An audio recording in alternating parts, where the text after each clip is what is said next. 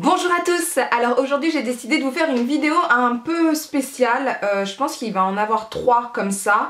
Je vais vous parler de ma grossesse, je vais vous parler des 9 mois de grossesse et je pense que je ferai une autre vidéo sur l'accouchement et la semaine que j'ai passée, enfin la semaine, pas une semaine entière mais les jours, les 4-5 jours que j'ai passé en clinique, et ensuite je vous ferai une vidéo sur l'après. Peut-être une vidéo haul pour tout ce qui est, voilà, tous les produits intéressants quand on est enceinte, quand on a un premier enfant. Je pense que je vais vous faire quelques vidéos comme ça. Je pensais pas les faire, il faut être honnête. Je vous avais dit que je voulais pas trop en parler, etc. Mais j'ai... comment vous dire ça ?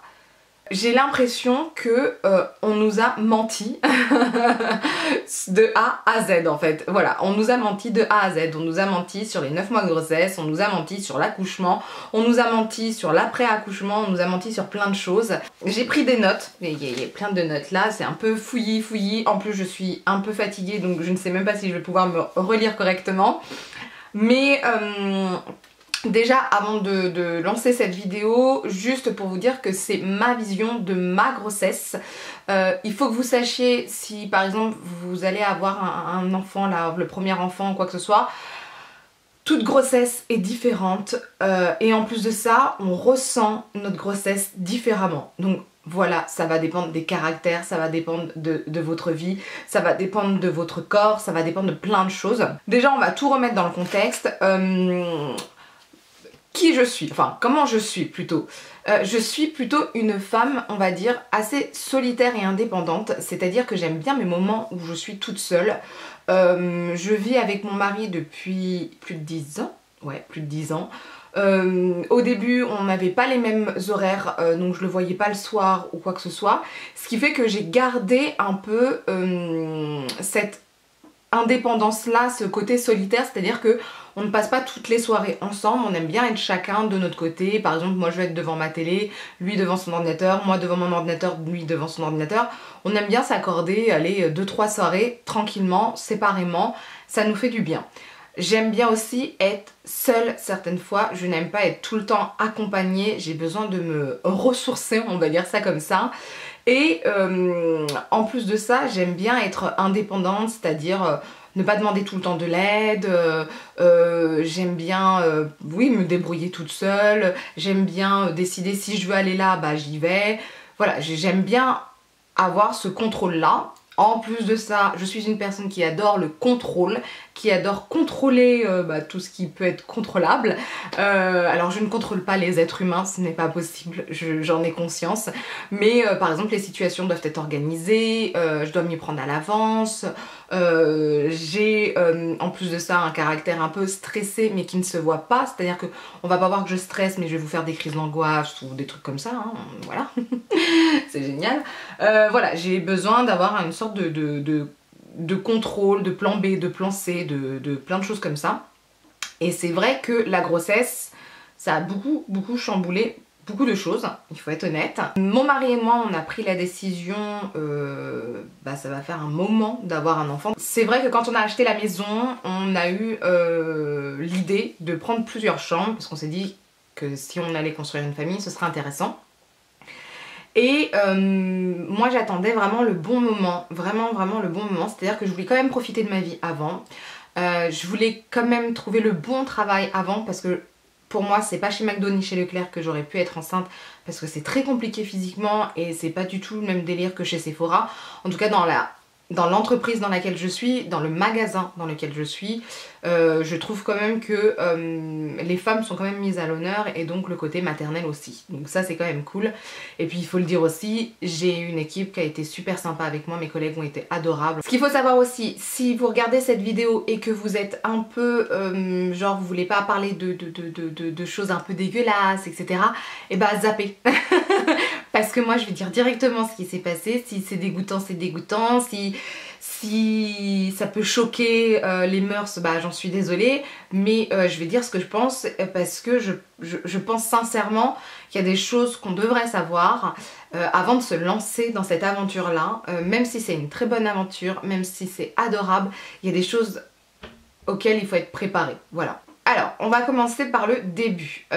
Juste avant d'essayer d'avoir un enfant, hein, mon gynécologue m'avait clairement dit qu'il fallait que j'arrête ma pilule 2-3 mois avant et de prendre une autre protection. Et donc c'est ce que j'ai fait, j'ai arrêté ma pilule 2-3 mois avant. Je sais plus si c'est 2 ou 3 mois, je crois que c'est 3 mois avant. Alors pourquoi il m'a dit ça? Parce que déjà moi ma pilule ça faisait depuis mes 17 ans que je la prenais et j'en ai 31. Donc vous voyez ça fait un moment.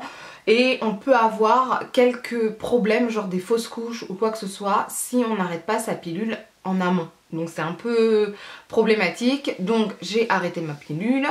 Je suis tombée enceinte dès qu'on a arrêté toute autre protection. Donc c'est allé très très vite, je m'attendais pas à ça. Je m'attendais à attendre peut-être 4-6 mois, etc. Parce que je me suis dit, j'ai la trentaine passée, ça va être plus compliqué. Bah pas du tout. Tout s'est passé très vite en fait. Et donc, bon bah, au début, bah j'ai fait le test de grossesse comme tout le monde, j'ai fait pipi quoi. J'ai fait pipi sur le petit test de grossesse, qui était positif, donc voilà, c'était cool. Mais on s'en doutait quand même parce que j'ai commencé à avoir un peu mal au sein et j'avais du retard au niveau de mes règles et c'est pas mon style. J'ai pas de retard moi à la base, ou au pire j'ai 2 jours. Mais là, ça faisait quand même une semaine de retard. C'était chelou. Bon, bref. Et puis, mes collègues me l'avaient dit, elles m'avaient dit, tu vas le ressentir. Bah moi, je l'ai ressenti. Je l'ai vraiment ressenti. Je me suis dit, c'est chelou, il se passe quelque chose. J'en ai parlé à mon mari, on a fait le test. Enfin, j'ai fait le test, parce que lui, il a pas fait pipi dessus. Et c'était positif. Bon, lui s'y attendait. Moi, j'étais super contente. Parce que, bah voilà, on voulait absolument à... Enfin, on voulait absolument. On était prêts à avoir un enfant, donc c'était plutôt cool. Et c'était juste après mon CAP, donc ça, nickel, c'était vraiment nickel. Ensuite j'ai pris rendez-vous chez mon gynécologue. Alors ce que j'aime bien avec mon gynécologue, c'est qu'il était disponible de suite, c'est-à-dire que j'ai appelé le mardi, j'avais un rendez-vous genre le samedi, un truc comme ça. Et encore, lui il pouvait me proposer un rendez-vous pour le lendemain, c'est moi qui ne pouvais pas par rapport à mon travail. Donc j'y suis allée, bon bah direct il m'a dit que j'étais enceinte. J'étais enceinte de pas si longtemps que ça, en fait je m'en suis rendu compte je crois au bout de 10 jours, un truc comme ça, donc franchement nickel. Alors le premier mois, j'ai noté, j'ai marqué premier mois en juin, très bien, des petites fringales, peau qui devenait sèche. Alors oui, premier mois, donc ça s'est très bien passé. Il y avait la joie, il y avait de la bonne humeur, je commençais à avoir des petites faims, donc il m'arrivait souvent de monter au travail dans la salle de repos pour aller grignoter une petite madeleine. J'en avais parlé qu'à 2 de mes collègues qui ont mon âge et qui sont déjà mamans.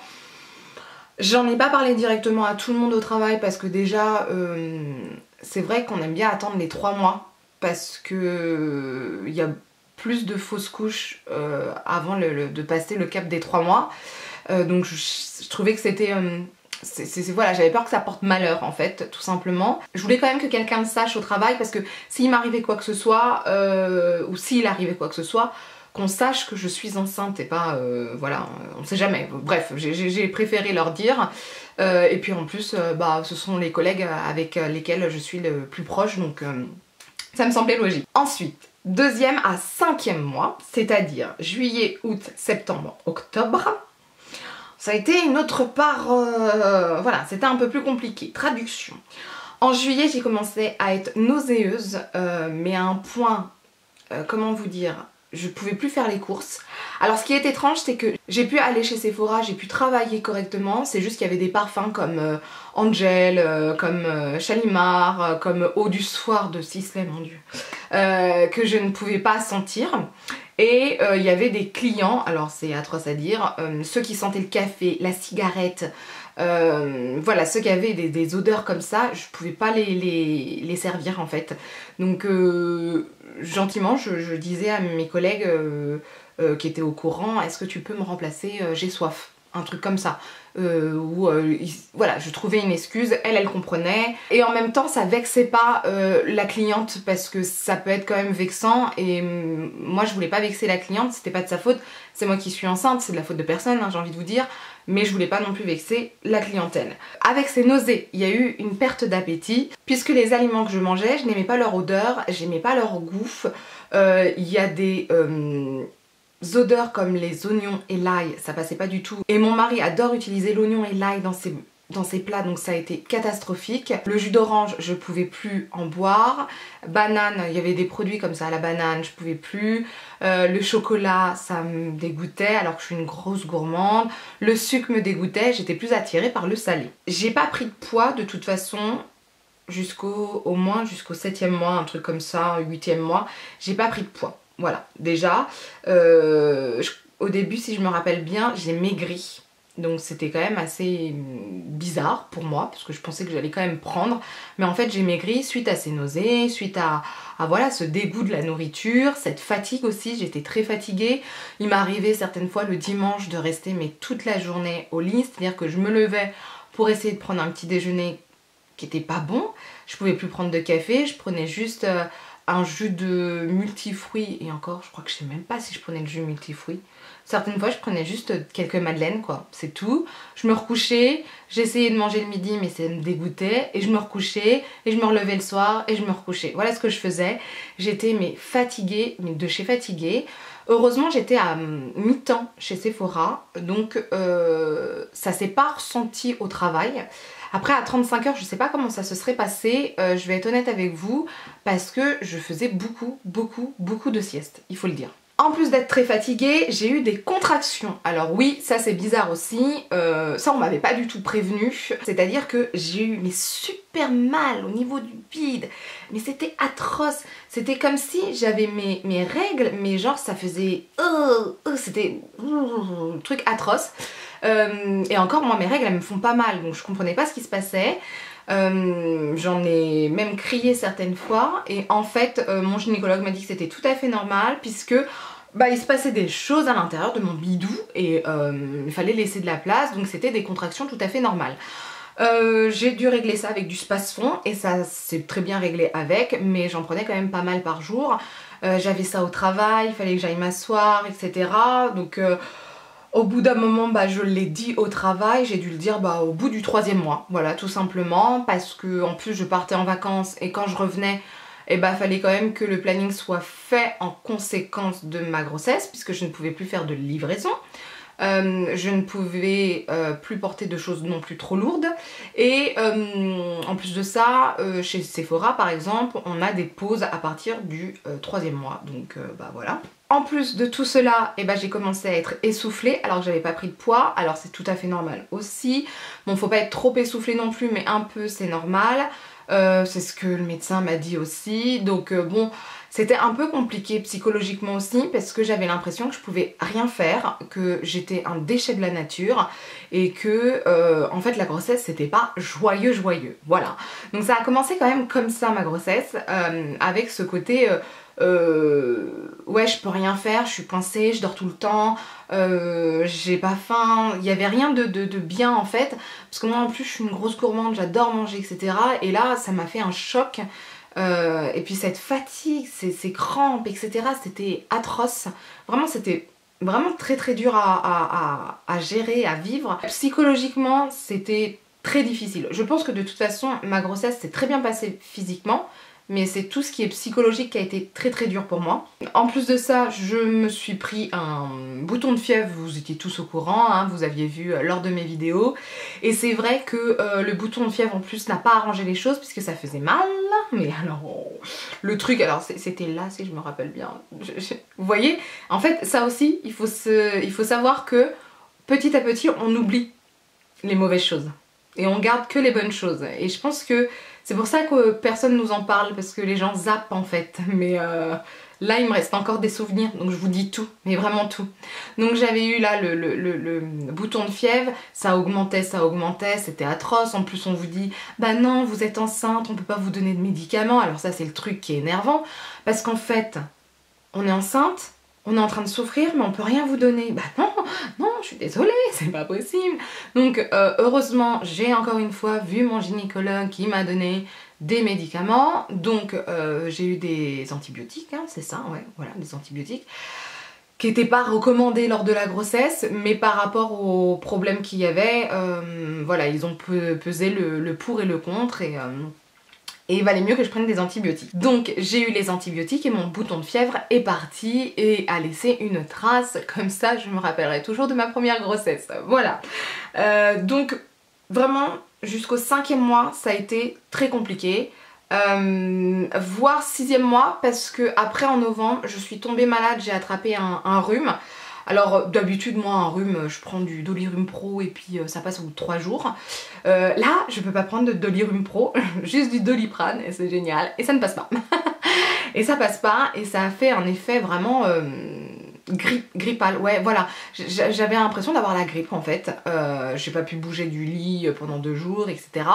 Je suis allée voir le médecin, encore une fois antibiotiques, donc je vous dis pas, hein, déjà en septembre-octobre j'avais eu des antibiotiques pour le bouton de fièvre, et en novembre rebelote pour ce rhume qui a été super fort. Et je suis retombée malade 2 semaines après, encore une fois un rhume, moins fort, et j'ai pu me passer des antibiotiques mais prendre les autres médicaments pour le nez, pour la gorge, enfin voilà. Donc c'était encore une fois, je pense que début novembre était encore une fois un peu compliqué, mais je commençais à m'en sortir. Et j'ai commencé à de nouveau reprendre la pêche, hein, la vitalité, de l'énergie, tout ça. Donc ce qui fait que le moral allait beaucoup mieux. L'appétit n'était toujours pas revenu, ça il faut le dire. Mon appétit a dû revenir seulement en janvier. Donc janvier c'était le 8e mois, voilà, tout simplement. Jusqu'au 7e mois inclus, j'ai toujours pas eu d'appétit, j'avais toujours un peu de nausée, donc toujours pas de prise de poids, hein, c'est normal. Ce qui était problématique depuis le début de ma grossesse, ça j'ai oublié de vous le dire, c'est que, il faut être honnête, je me pissais dessus facilement. C'est-à-dire, je toussais, je me pissais dessus, je riais, je me pissais dessus. Au bout d'un moment, il a fallu que je me mette des serviettes hygiéniques, des trucs comme ça, de peur de me faire pipi dessus, enfin voilà. Alors je ne comprends pas, au travail, je me suis jamais fait pipi dessus. Mais en dehors, chez moi, ou lors des vacances, je me faisais pipi dessus. Mais j'ai eu la chance, c'était jamais dehors. Toujours à l'intérieur, à un endroit où je pouvais me changer. Heureusement, parce que j'ai dû en changer hein, des culottes. Hein. Pendant les vacances, j'ai dû racheter des culottes, enfin c'était du n'importe quoi, enfin bref. Et donc ça c'était assez stressant, parce que j'avais quand même peur au travail de me faire pipi dessus. Donc c'est vrai que de base, moi je vais pas beaucoup aux toilettes faire pipi. Mais là avec la grossesse, bah je pense que je me suis mise à y aller plus souvent pour ne pas me faire pipi dessus, et j'ai en fait compris qu'il fallait que j'y aille tout le temps. Alors ce qui est chiant quand on est enceinte, c'est que quand on fait pipi, on a l'impression qu'on va faire un énorme pipi et en fait on fait presque rien. Et ça prend tout son temps pour couler, ça fait... C'est le truc atroce. Le truc, on a vraiment envie de faire pipi, on se dit ouais on va se décharger, etc. Et là on s'assied, on fait pipi et c'est un petit filet de pipi. Voilà, tout ça pour ça. Donc bon, c'est un peu énervant, mais bon, c'est pas grave. Ah oui, en novembre, j'ai commencé à sentir la petite bouger, c'est-à-dire on sent comme des bulles.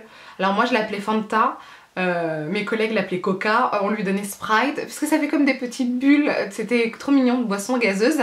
Donc j'ai commencé à la sentir comme ça, et après en décembre là j'ai commencé vraiment à sentir des coups, etc. Je vous dis pas janvier et février comment j'ai morflé, parce qu'elle était quand même assez costaud la petite. À partir de janvier donc j'étais beaucoup plus essoufflée, donc ce qui fait que j'ai dû prendre l'ascenseur par exemple pour le parking alors qu'il n'y avait que 2 étages, mais c'était plus possible. Et puis j'ai eu un petit moment de stress, je vous l'avais dit d'ailleurs sur les réseaux sociaux, le 1er janvier, fin décembre, 1er janvier, parce que, voilà, il faut le dire aussi, moi, dès le début, la grossesse, ça a jamais été le truc qui me faisait kiffer, il faut être honnête. Il fallait passer par là pour avoir un enfant, mais si j'avais pu refiler les 9 mois à mon mari, je pense que je l'aurais fait. Voilà. Et puis en plus de ça, je fais partie de ces femmes qui sont pas très maternelles, il faut dire ça comme ça. L'accouchement par voie basse me préoccupait énormément. De base je voulais pas accoucher par voie basse, sauf que mon mari m'a dit qu'il voulait assister à l'accouchement, donc je me suis dit quitte à assister, vaut mieux le faire par voie basse.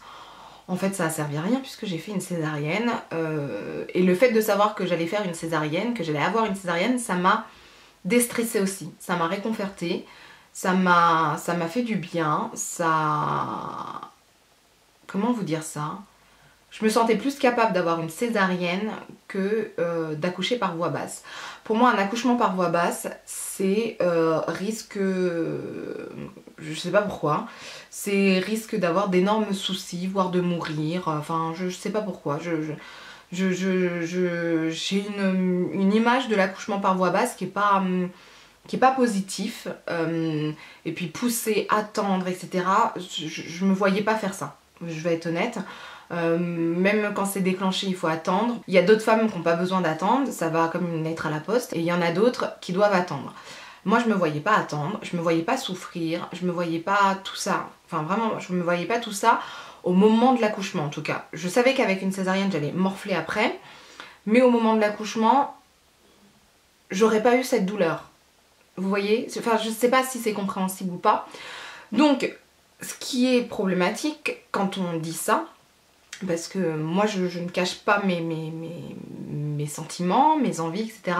On peut être mal vu. Quelqu'un qui préfère avoir une césarienne peut être mal vu. On peut dire que c'est pas une mère, que c'est pas tout ça, que c'est pas quelqu'un de maternel, que de toute façon je vais changer d'avis puisque je veux devenir maman. Non, j'ai pas changé d'avis, non, ça m'a pas déstressée de me dire que j'allais peut-être accoucher par voie basse, au contraire. Et en plus de ça, je n'allaite pas. Et ça, je le savais depuis des années, pour plusieurs raisons. Une raison déjà, je ne peux pas allaiter, et deuxième raison, même si j'avais pu, j'avais pas envie d'allaiter, parce que l'allaitement, je trouve que ça crée, alors c'est pareil, c'est encore une fois mon idée, ma pensée. Je trouve que certes ça crée un lien entre la fille et la mère, enfin l'enfant et la mère, mais c'est pas ce que je voulais. Moi je voulais absolument que mon mari participe à tout ça, et que mon mari donne le biberon, et que mon mari aussi m'aide. Et je vois les femmes qui allaitent, mais franchement, je les respecte, parce que il faut avoir encore plus d'énergie, je trouve, qu'une femme qui allaite pas. Parce que c'est tout le temps elle en fait qui donne le biberon, elle peut pas être aidée, certaines fois ça peut faire mal, il y a des crevasses, enfin... Et puis certaines fois il n'y a pas beaucoup de lait, certaines fois ça se passe pas bien, enfin... Bref, moi je voulais pas allaiter, voilà, tout simplement. Je voulais pas allaiter, et de toute façon je ne pouvais pas. Donc la nature a bien fait les choses pour moi, parce que ça allait avec ma pensée, et ça allait avec mon envie de ne pas allaiter. Et c'est vrai que ça aussi, ça a créé, encore une fois, pour certaines personnes, une vision de moi en tant que mauvaise mère, ou comme quoi j'allais sûrement changer d'avis une fois que j'allais accoucher. Et bah non, j'ai pas changé d'avis, je n'allaite pas, et j'ai une césarienne, voilà, tout simplement. Je trouve ça dommage en tout cas que les gens s'arrêtent à des trucs qui datent des années 50. Si une femme veut allaiter, si une femme veut accoucher par voie basse, si une femme veut donner le biberon, si une femme veut avoir une césarienne, mais elle fait ce qu'elle veut quoi au bout d'un moment. Si c'est en accord avec ses envies, si c'est en accord avec... sa santé, la santé du bébé, si c'est aussi en accord avec son couple ou quoi que ce soit, je ne sais pas, mais elle fait ce qu'elle veut, et qu'on lui foute la paix, mais bon Dieu de mince. Et c'est vrai que en janvier, j'ai eu, je sais pas pourquoi à ce moment-là, mais j'ai eu un... J'en ai eu marre en fait. C'était le truc, j'en ai eu ras-le-bol que d'entendre des gens dire voilà, bah non, bah tu vas allaiter, bah non, bah faudra que tu fasses ça, bah non, bah tu vas te mettre à la cuisine aussi. Ah oui, ça aussi, parce que je ne suis pas du tout cuisinière. Je ne cuisine pas. Tout ce que je sais faire, ce sont des omelettes et des pâtes. Mon mari cuisine très bien, et on a fait le choix que la cuisine c'était son terrain, et moi c'était les papiers par exemple. Chacun son truc. Et je sentais certaines fois quand les gens me parlaient, bah non, bah en me disant bah non, bah tu vas quand même faire de la cuisine pour ta petite. Bah y a mon mari. Après, si mon mari n'est pas là, je ferai des petits plats, mais je vais pas me mettre là tout de suite à faire la cuisine, ça n'est pas mon délire. Je ne suis pas patiente, ça ne m'intéresse pas, donc je ne voyais pas pourquoi je ferais de la cuisine. Et puis je voyais pas non plus pourquoi j'associerais mon enfant à quelque chose que je n'aime pas faire. Je comprends pas. On a déjà plein de choses à faire quand on a un enfant, et des choses qu'on ne faisait pas avant, et des choses peut-être qu'on n'aime pas, mais qu'on essaye de rendre sympathiques. Si en plus on rajoute des choses, c'est bon, j'étais en pleine déprime quoi. Ça a été un peu le ras-le-bol début janvier, fin décembre, début janvier. Et en plus de ça, souvent on me disait bah tu vas prendre le congé de 6 mois parental là, 6 mois je sais pas quoi. Moi j'en voulais pas, parce que moi j'ai envie de reprendre le travail. Ça a été aussi bah tu vas t'arrêter avant, tu vas être fatiguée. Bah non, si je suis pas malade, pourquoi je m'arrêterai avant? C'était que des trucs comme ça, j'avais l'impression que les gens choisissaient à ma place, ou m'ordonnaient presque, ou me conseillaient fortement en tout cas, de comment gérer ma grossesse, comment gérer mon accouchement, comment gérer ma fille. Et ça c'était hors de question. J'ai un fort caractère, il faut le dire. Et c'est vrai que certaines fois je me suis retrouvée face à des situations où ma patience avait des limites. Et ça a été très très compliqué certaines fois. Et après ça s'est passé. Je pense que tout le monde a compris que je ne comptais pas changer d'avis et que même si ça n'était pas en adéquation avec ce qu'on avait comme image de la femme, de la mère, tant que je suis en adéquation avec ce que je pense, avec ce que je veux être, et ben ça me va. Voilà, tout simplement. Donc ça a été novembre, décembre, janvier. Février, dernier mois. Le plus dur, je pense. Non, est-ce que c'était le plus dur? Non, je dirais pas ça. En fait, le dernier mois, on a tellement hâte d'accoucher, on n'en peut plus, parce que là, franchement, j'avais commencé à prendre du poids en janvier. Moi, j'ai pris que 10 kilos, donc c'est pas énorme. Mais au bout d'un moment, mon ventre était tellement énorme, en fait, j'ai eu l'impression d'avoir tout pris au niveau du bidou. Et elle donnait tellement de coups, la petite, etc., que franchement, j'avais qu'une hâte. C'était qu'elle sorte, mais qu'elle sorte de mon bidou. Et parce que je sentais qu'elle avait pas de place en plus. Dès que je bougeais, ça gênait, etc. Quand je marchais, j'avais comme des coups d'électricité au niveau de la vessie. C'était atroce. J'avais du mal à me contenir pour faire pipi. Enfin, que des trucs comme ça. Et j'avais vraiment, vraiment hâte qu'elle sorte en fait, que je puisse accoucher, que je l'ai près de moi. Et puis voilà quoi. Moi, voilà, c'est ça que j'avais hâte, c'est d'avoir mon bébé près de moi. C'était pas de l'avoir dans mon bidou, voilà. Donc, ventre énorme. Donc, qui dit ventre énorme, plus 10 kilos, plus essoufflé aussi. J'ai commencé même à le ressentir au travail. Donc, moi qui voulais pas partir du travail, etc., quand même à la fin, je me suis rendu compte que c'est bon. Voilà, là j'étais arrivée au bout, j'étais allée jusqu'au bout de toute façon de toute façon je pouvais pas aller plus loin après avec le travail, hein. Au bout d'un moment le congé mat faut bien le prendre et je sentais qu'il fallait le prendre à ce moment là, donc voilà, il fallait pas pousser plus loin, même si de toute façon je n'aurais pas pu, mais voilà. Par contre psychologiquement, partir du travail ça m'a fait quand même un peu mal parce que voilà, moi j'adore mon travail, j'adore ce que je fais, j'adore la clientèle qu'on a, ce sont souvent des habitués. J'adore l'endroit où je travaille, j'adore enfin le quartier quoi, j'adore l'équipe avec laquelle je travaille, mes collègues sont vraiment sympathiques, elles me manquent énormément. Ouais, là par exemple j'en vois quelques-unes. Je pense que je vais repasser quand ça ira mieux, quand ma cicatrice ne tirera plus, etc. Je passerai plus facilement les voir. Mais voilà, ça me manque. Voilà. Mais mes collègues, qui sont aussi mes potes, me manquent énormément. Et c'est vrai que ça a été dur de partir. Alors j'ai pas pleuré, parce que je suis trop fière. Mais petit pincement au cœur. Quand même, il faut le dire. Ah oui, qui dit ventre énorme, impression d'être énorme aussi, hein, voilà, tout simplement. Difficulté pour dormir, alors heureusement j'avais un coussin d'allaitement et ça m'a aidé. Et surtout en janvier, j'avais la ceinture avec des petits coussinets sur le côté, ça c'était super bien, merci mon Dieu. Par contre pour se lever du lit c'était une catastrophe, pour se lever du canapé c'était une catastrophe, c'est à dire que je m'y prenais à 3-4 fois. C'était atroce. Oui c'était atroce. Les jambes ont commencé à gonfler au moment où j'ai arrêté le travail. Mes jambes ont gonflé d'un seul coup, ce qui fait que mes jambes étaient lourdes, c'était compliqué, mes doigts ont commencé à gonfler, c'était pas agréable du tout. Ouais, à la fin en fait on a l'impression qu'on va exploser. Enfin moi c'était l'impression que j'avais. Alors c'est ce que je vous ai dit, c'est pas le pire mois non plus. Moi pour moi le pire c'était du 3e au 5e mois franchement, parce que ça m'a fait mal. J'étais très fatiguée, j'étais pas bien psychologiquement, etc. En février, en fait, on sait. Puis moi, j'avais la date d'accouchement. Donc ça aussi, psychologiquement, ça fait du bien. Parce que je comptais les jours. Faut être honnête. Je suis pas allée jusqu'au bout de ma grossesse parce que la petite était prévue à la 41e semaine à plus de 4 kilos. Le gynécologue a préféré me faire une césarienne et moi j'étais tout à fait pour. Mon mari n'était pas du tout dérangé.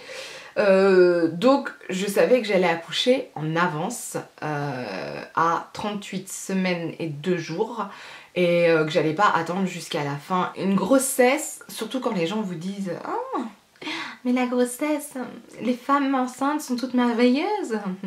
Comme s'il y avait une sorte de aura autour d'une femme enceinte alors qu'il n'y a pas du tout ça. J'ai pas à me plaindre de ma grossesse parce que j'ai pas eu de problème. J'étais immunisée contre la toxo, j'ai pas eu de diabète.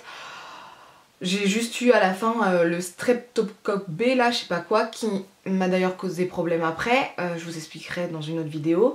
Mais j'ai pris que 10 kilos, je les ai pris qu'à la fin, j'ai pas eu les vomissements que peuvent avoir certaines femmes au début et même après. Je veux dire, ça a été quoi, enfin c'était pas une grossesse atroce, une grossesse à risque ou quoi que ce soit, mais comment vous dire ça? C'était pas non plus le moment le plus oufissime du monde, voilà. Surtout que moi j'ai trouvé que on sent le bébé mais super tardivement en fait. Seulement au 7e mois, un truc comme ça, 6e mois, ouais 6-7 mois on sent seulement le bébé. Franchement, je m'attendais à le sentir plus tôt. Voilà. C'était ça, surtout. Mais voilà, sinon... En général, ma grossesse s'est très bien passée, je suis plutôt contente de ça. Je pense que le plus dur pour moi, ça a été psychologiquement, de savoir que je pouvais pas contrôler mon corps, de savoir que je pouvais pas contrôler ce qui se passait. On contrôle rien, en fait, c'est la nature qui est présente et qui contrôle à notre place.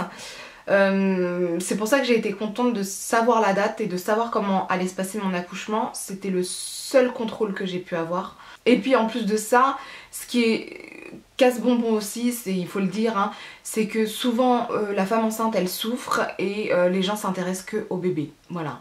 On fait une échographie, comment est le bébé, comment est le bébé, on n'est pas bien, on vomit par exemple, bah oui mais le bébé il va comment? Bon, comment vous dire au bout d'un moment, le bébé certes va bien, mais il faudrait aussi que la mère aille bien parce que si la mère ne va pas bien, le bébé n'ira pas bien. Il y a encore certaines fois ce côté un peu compliqué où les gens pensent qu'au bébé et pensent pas que la mère ou le père même doivent être bien en fait parce que sinon c'est catastrophique. Alors moi j'ai eu la chance d'avoir des professionnels de santé, gynécologues, médecins généralistes, le laboratoire de prise de sang, d'urine, le truc des urines à faire tous les mois là.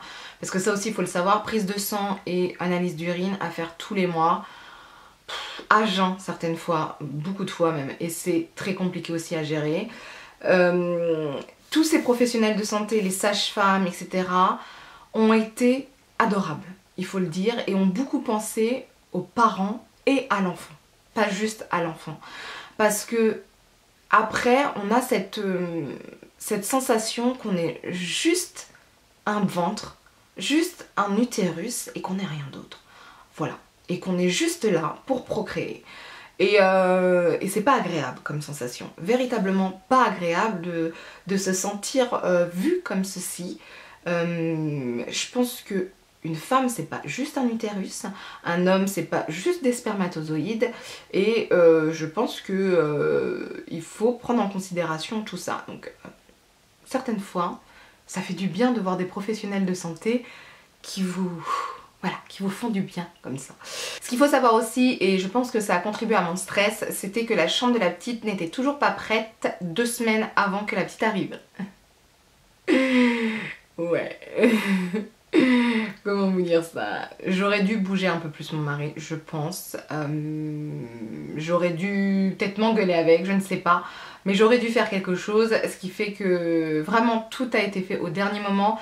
J'ai eu de la chance d'avoir ma belle famille et ma famille qui m'a aidée pour tout gérer au dernier moment. Parce que bah voilà, il faut tout installer, il manque des pièces, il faut retourner à Orchestra, parce que nous on était chez Orchestra, mais nous Orchestra c'est à 1 heure de chez nous, enfin laissez tomber, enfin le truc casse-bonbon. Voilà, c'est tous ces trucs là, c'était...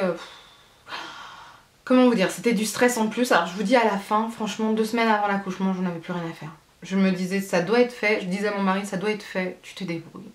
Je ne veux pas savoir, parce que mon mari, je me rappelle, m'avait promis qu'en janvier tout serait terminé. Quand février est arrivé, déjà quand janvier est arrivé et que j'ai vu que la chambre n'était pas faite,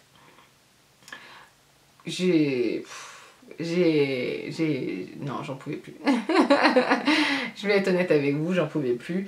Donc voilà, au bout d'un moment, j'ai lâché prise. Ça doit être fait, ce sera fait. Si c'est pas fait, on trouvera un plan B. C'est, voilà, bon, bah, c'était comme ça. Mais c'est vrai que ça, c'est quand même stressant. De savoir que la chambre n'est pas finie, de savoir que rien n'est mis en place. C'est quand même beaucoup stressant. Et surtout que moi, ça m'a fait... faire plein de choses, j'ai fait beaucoup de choses à la fin de ma grossesse et j'aurais préféré me reposer et j'ai pas pu véritablement me reposer, donc ouais, j'ai pas pris le temps de me reposer et je pense que c'est pas bien. Je pense que j'aurais dû me reposer, je le savais hein, de toute façon. Donc voilà pour cette vidéo, en tout cas j'espère que ça va vous aider pour tout ce qui est grossesse etc. N'hésitez pas à poser des questions. Après voilà, je vous l'ai dit, on a toutes des grossesses différentes, on les ressent aussi différemment. Voilà, il y en a qui se passent très bien, il y en a qui se passent moins bien, il y en a qui le supportent bien, il y en a qui le supportent moins bien. Je fais partie des personnes qui supportent moins bien la grossesse que d'autres, il faut être honnête. Je n'ai pas ce côté gaga d'être enceinte. J'ai essayé de faire une vidéo en tout cas qui est la plus proche de la réalité, en tout cas de ce dont je me souviens de ma grossesse et de ma vision de ma grossesse.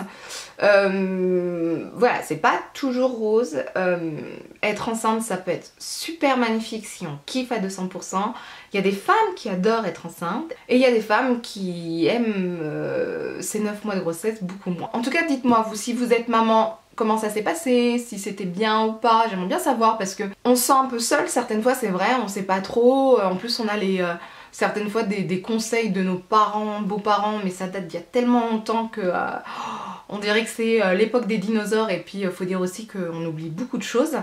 Et moi j'ai eu la chance d'avoir des collègues qui avaient des enfants depuis peu, enfin 3 ans, 2 ans, voilà.